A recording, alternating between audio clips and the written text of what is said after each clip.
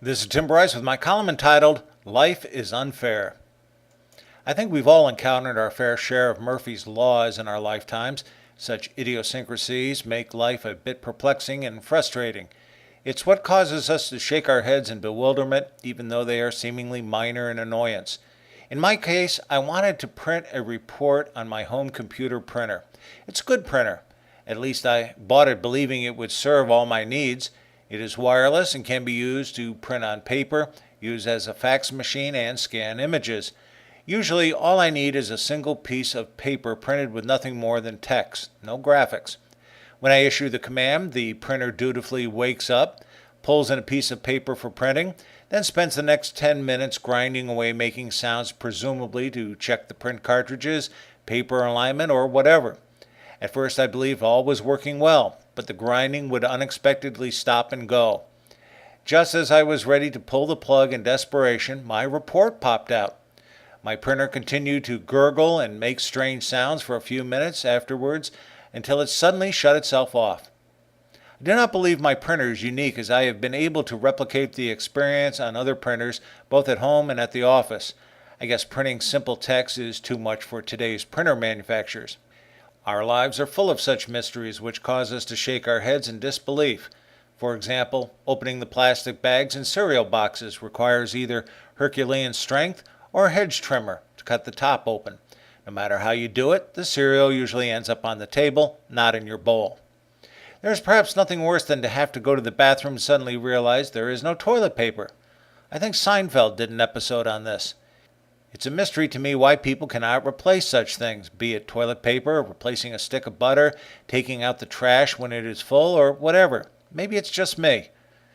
You make the great effort to assure your dog doesn't defecate inside the house on the rug, but to no avail. Even worse, stepping on his feces in the middle of the night is interesting, particularly in your bare feet. You become a magnet for driving behind narcissistic people on the road, regardless of their age. This is where a person believes they are the only one on the road and makes life miserable for the rest of us. I've also noticed when you drive carefully, someone is sure to pass you at warp speed. Yet there's not a traffic officer within miles. Of course, when you speed up to 3 miles per hour over the limit, the police hound you like the dog you are. Now that we have hundreds of cable channels to choose from on television, whenever you channel surf, you only find commercials, no programs. If you will remember, the promise of cable was to do away with commercials, one of the great lies of our time. A friend laments about a problem he is experiencing. You offer advice. He ignores it. The problem repeats itself. He complains again. This is what is called a vicious circle. Let's face it, he doesn't want the problem fixed. He just wants to harangue about it. Regardless of what restaurant you recommend for dining that evening, everybody else hates it. And every time someone recommends a restaurant, with rare exception, you hate it.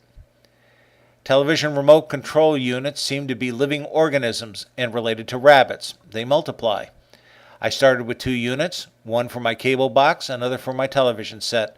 But now I have 5 units, which do a variety of things and are scattered around the room. I've learned they know how to burrow like a rabbit, as I can never seem to find one when I'm ready to watch TV. They can usually be found deep in sofas, under chairs, in other rooms, and so on. Rarely can they be found in plain sight. Or is this just me? You want to cook something special for dinner. You shop carefully and gather the ingredients. No matter what you do, you will forget something, thereby causing you to drop everything and return to the supermarket. After you've knocked yourself out making your creation, you discover nobody wants it. I think a lot of moms can relate to this. Similarly, you're ready to finally tackle a major chore such as repairing the lawnmower, fixing the garbage disposal, or changing the oil in your car, only to discover you're missing something such as a specific tool or component part of the product. After you've gone back to the store 5 times and are now properly equipped to address your problem, the phone rings and you have to talk to Aunt Edna in Iowa for an hour. It's not until midnight before you finally finish your task. Regardless of the weed spray you use, they only disappear for a couple of days before resurfacing and flourishing. The same is true with lawn fertilizers that do not seem to take effect. You get the feeling they should be reversed. Put the fertilizer on the weeds and the spray on the grass. You've been waiting for a particular television show all week. Just as it begins, the network news breaks in with an inane announcement and overruns your show. Or even worse, just as the show is concluding, you either suffer a power outage or the television station decides to perform a test of the emergency broadcast system. You never find out how your program ends or who done it. Anytime you want to access the internet, service seems to be disrupted. Only after cajoling the modem and router for several minutes does it seem to wake up. Mysteriously, the telephone and cable TV connections are also affected, thereby causing you to call your network provider to complain. Inevitably, you speak to a robot in India, not a human being, where you are put on hold for at least 30 minutes. Miraculously, everything clears up while you're on hold. You get to a meeting early, as does everyone else, except one person. Yet the meeting is delayed until the person finally arrives late. Of course, no apology is offered for being late. In a heated debate, you make a brilliant and articulate argument which solves the world's problems. Inevitably, someone asks you to repeat it after you have winded yourself. As you get into a checkout line at a grocery store, the woman in front of you has no less than 100 coupons, which the clerk must verify one by one and issue the credits against her bill. You will gladly pay her bill if she would just take her groceries and leave. Amazingly, she walks out of the store with an entire cart of groceries for free and $50 to $100 cash in her pocket. There are many other annoyances which I'm sure we've all experienced, such as squirrels darting in and out of traffic as we try to drive through a neighborhood, holding a toilet handle 10 minutes in order to flush it, ear and nose hairs on men, including their wild eyebrows, and when simple common courtesy is not returned. These types of things annoy us as they tend to surprise and disrupt our normal routine. We like to have control over our lives and resent it when the unexpected or seemingly illogical occurs, thereby affecting our comfort zone. We also tend to become impatient when machines do not work according to specifications.